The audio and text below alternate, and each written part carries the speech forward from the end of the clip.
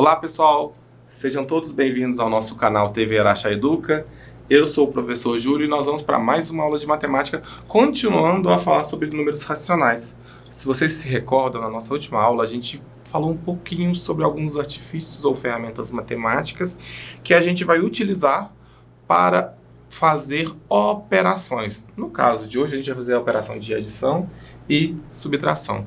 Então nós vamos fazer algumas expressões de subtração e adição para números racionais. Lembrar que a gente já fez isso, mas relacionado a números inteiros ou números naturais. Agora a gente vai falar sobre os números racionais. E quando eu olho os números racionais, eu tenho que pensar onde que eu uso esse número racional. Quando eu estava fazendo essa aula, eu estava chegando na minha casa e falei, gente, eu tenho que preparar a aula para o pessoal da TV. E aí, meu carro entrou na reserva. E aí eu falei, gente, olha que exemplo incrível que a gente tem de número racional. O medidor de combustível do seu carro, normalmente ele vem dessa forma. Quando ele tem umas frações, 1/4, 1/2, 3/4, 1/4, 1/2, 3/4. Percebam que 1/4, que é um número racional por ser decimal, 1/2 é um número racional por ser decimal, 3/4 é um número racional por ser decimal. A medida do combustível não está aqui que é 10 litros, 20 litros, 30 litros ou 40 litros de combustível. Fala, do seu tanque todo, se ele couber 50 litros, eu estou na metade, quer dizer que eu estou com 25 litros. Do seu tanque todo, se ele couber 50 litros, eu estou num quarto, eu estou com 12 litros e meio, tá? Então, isso significa que eu já vejo uma aplicação muito prática, muito rotineira nossa de números racionais. E os números racionais, gente, eles são muito, muito expressivos no nosso dia a dia. Então, comece a observar as situações, comece a observar a sua vida, comece a observar o seu cotidiano, que você vai ver o quão importantes são esses números, ou esse conjunto, chamado conjunto numérico dos números racionais, certo? E agora a gente vai aprender a fazer as operações matemáticas com esse conjunto, que é somar, adicionar, acrescentar e subtrair, tirar, quando eu vou retirar algo, tá? Então vamos lá. Eu coloquei aqui 2 exemplos, certo? Lembrar que isso aqui é uma fração que é 2/3, isso aqui é outra fração que é 1/3, racional.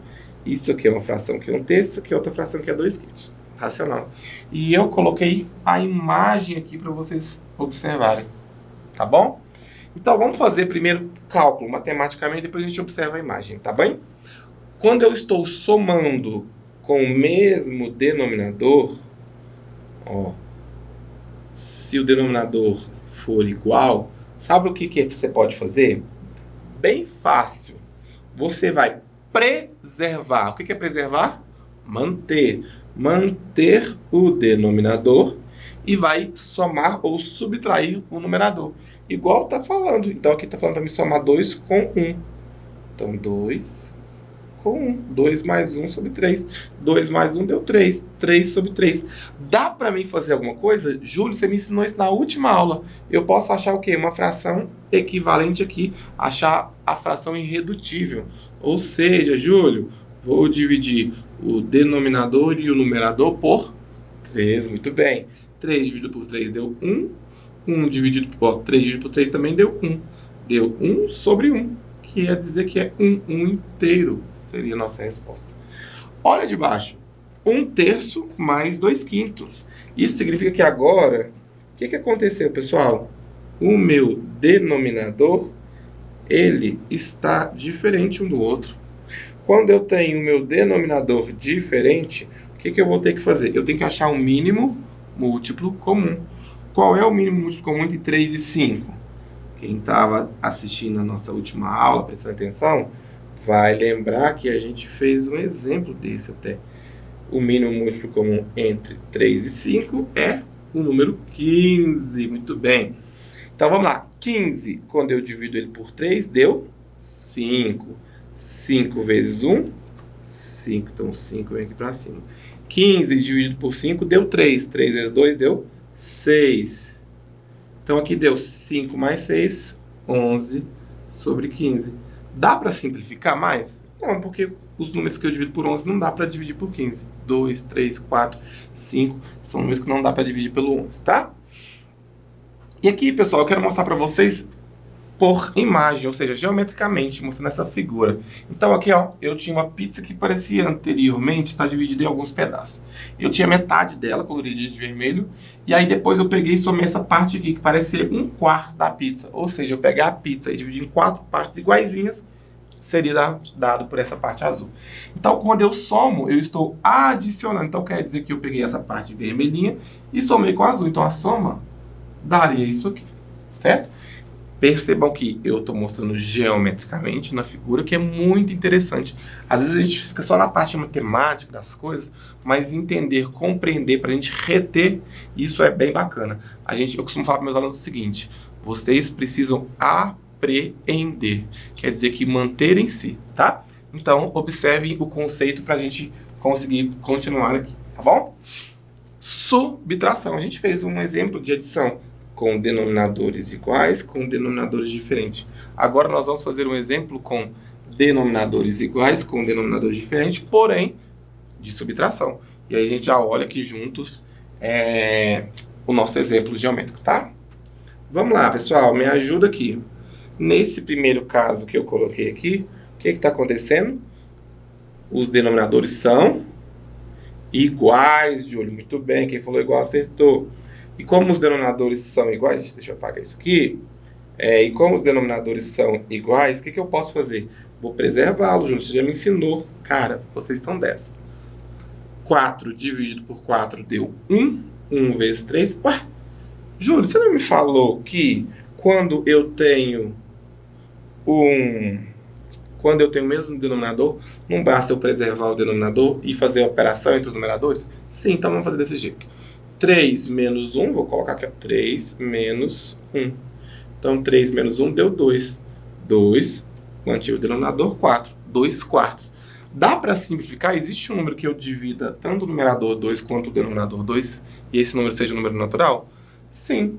Então, vou simplificar, ou seja, eu vou dividir o numerador por 2, e o denominador eu vou dividir por 2 também, que aqui vai dar 1 sobre 2. 1 sobre 2 é o quê? É meio, é a metade. Dá para simplificar mais, Júlio? Não dá.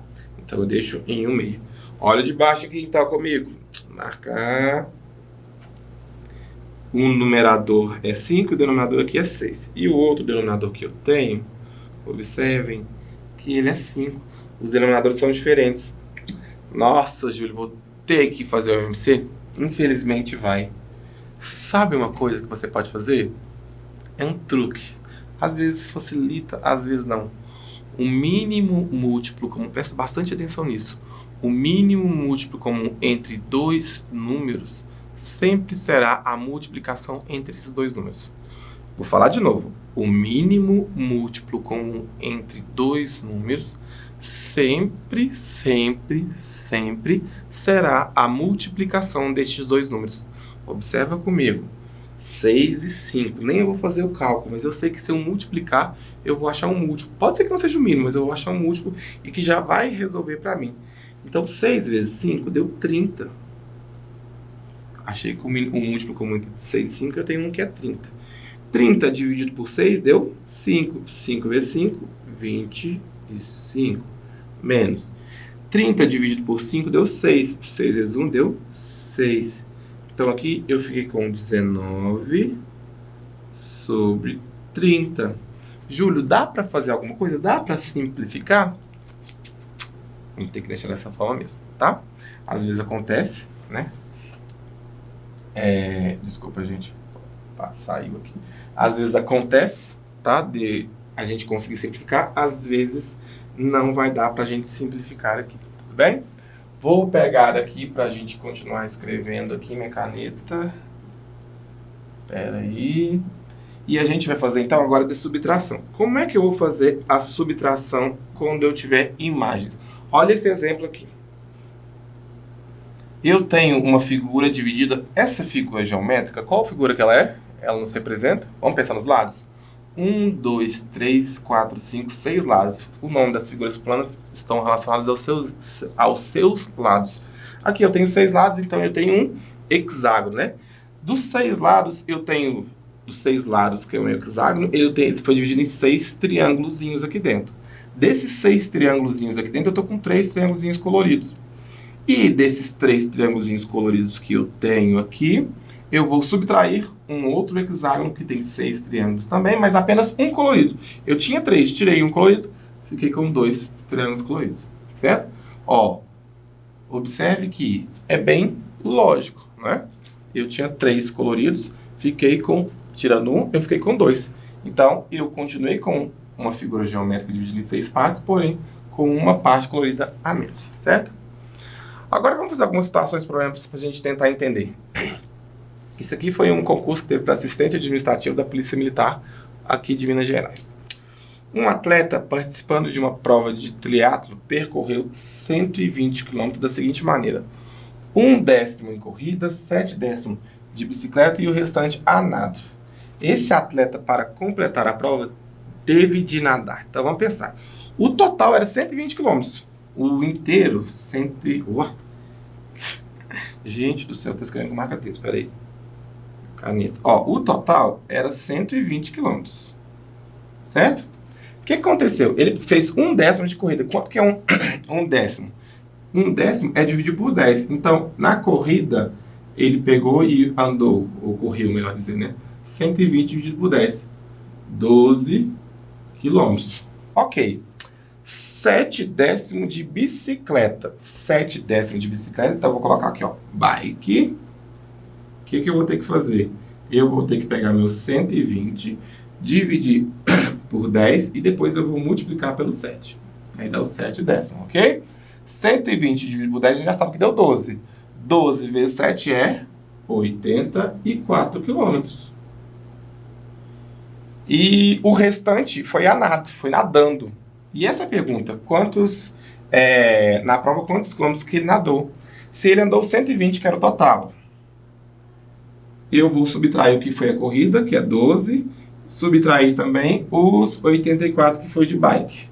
Quer dizer, então, que 120 menos 12 deu 108, 108 menos 84 deu 24, é isso mesmo? Acho que é, né? Então, quer dizer que faltou-se 24 km que ele foi nadando. Vou escrever aqui. Nadando. Então, 24 km ele foi nadando, com 12 daria 36, com 84 daria 120. 24 km seria a letra C aqui. Bem interessante, questão de concurso público, questão aplicada dos conhecimentos que a gente está vendo, e é considerada até uma questão simples e fácil aí, tá? Olha o segundo exemplo, da universidade lá do estado de São Paulo, de 1994. Estava nascendo, gente. 2 empreiteiras farão conjuntamente, ou seja, ao mesmo tempo, a pavimentação de uma estrada. Cada uma trabalhando a partir de uma das extremidades. Se uma delas pavimentar 2/5 da estrada e a outra os 81 km restantes, a extensão dessa estrada é de quanto? Então presta atenção. 2/5 é uma parte. O restante, que chamam de 81 km, é o quê? É o 3/5, então. Porque se eu pegar o 2/5 e somar com 3/5, dá um total que é um inteiro. Difícil isso, hein, Júlio? Gente, presta atenção. 2/5 e eu precisava achar o restante. Não me deu em fração, mas me deu em medida linear, que são os 81 km.